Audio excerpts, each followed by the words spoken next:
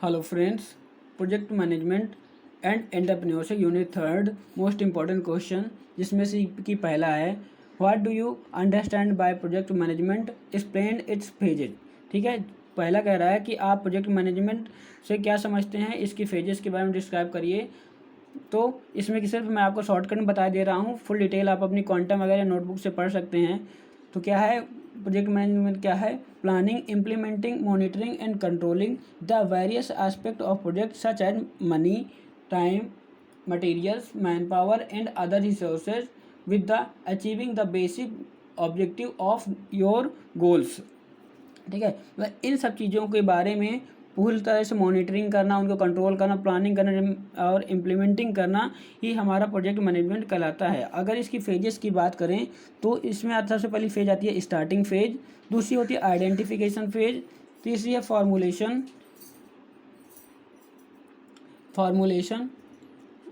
और नेक्स्ट है appraisal, selection, implementation and management.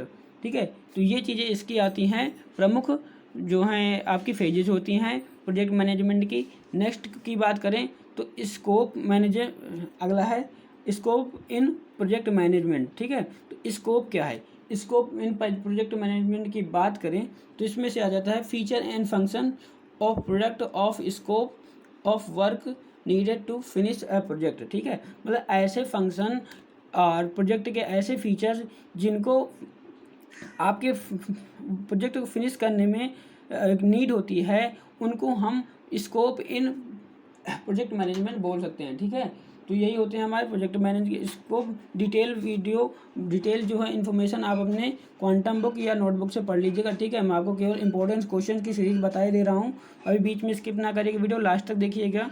Next की बात करें तो लिखा है की स्किल ऑफ प्रोजेक्ट मैनेजर, की स्किल ऑफ प्रोजेक्ट मैनेजमेंट। तो क्या होती है की स्किल?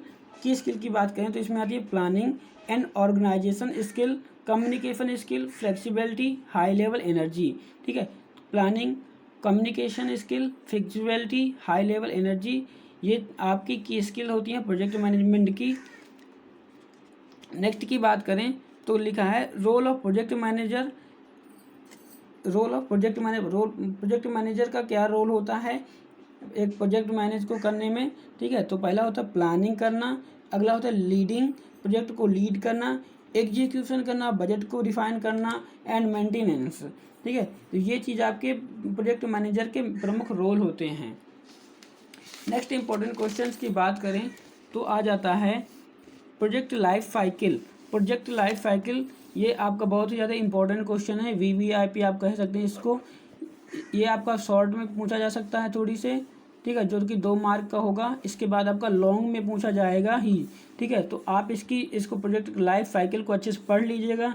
इसकी जो भी फेजेज होती हैं जैसे कि हो गया conceptual phase, planning of project activities and resource, execution of project, termination of project. ठीक है, तो ये चीज़ें इसकी फेजेस में आ जाती हैं। आप इनको अच्छी तरह से रीड करके ही जाइएगा क्योंकि ये वाला क्वेश्चन यूनिट 3 से आपके पूछने के फुल चांसेस हैं। ठीक है, नेक्स्ट की बात करें तो आ जाता है प्रोजेक्ट अप्रेजल। प्रोजेक्ट अप्रेजल क्या होता है? ये आपका लॉन्ग में और शॉर्ट में भी पूछ सकते हैं, ऑप्शनल है, या तो इसमें कोई एक आ सकता है। ठीक है, तो प्रोजेक्ट अप्रेजल में भी कई चीज़ें हैं जैसे कि टेक्निकल अप्रेजल हो गया, एनवायरनमेंट अप्रेजल हो गया और मार्केट अप्रेजल हो गया। और इसके बाद इसके इम्पोर्टेंस भी पूछ सकता है आपसे, जैसे कि मटेरियल अप्रेजल है, इसके इम्पोर्टेंस भी पूछ सकता है। मार्केट अप्रेजल के भी आपको इम्पोर्टेंस पूछ सकता है। तो अप्रेजल वाला जो भी आपका पार्ट है उसको आप कंप्लीट कर लीजिएगा।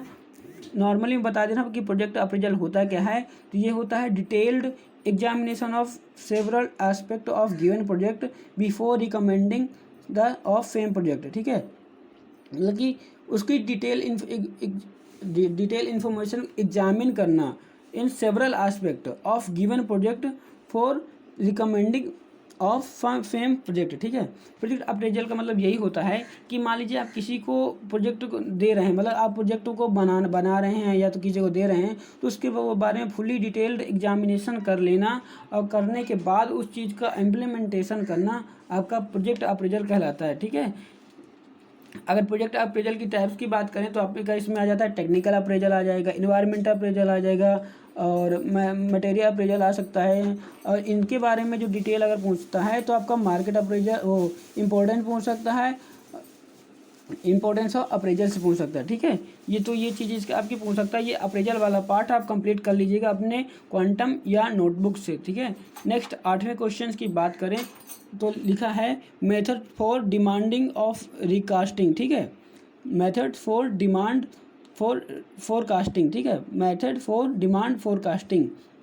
तो इसमें आ जाता है moving average method, weightage moving method and exponential smoothing. ठीक है, तो ये आपके मेन जो है मेथड होते हैं फोरकास्टिंग के, डिमांड फोरकास्टिंग जिसे कहते हैं। ठीक है, डिमांड फोरकास्टिंग के प्रमुख 3 पार्ट होते हैं, 3 हैं। इसमें है moving average and weightage moving method and exponential smoothing.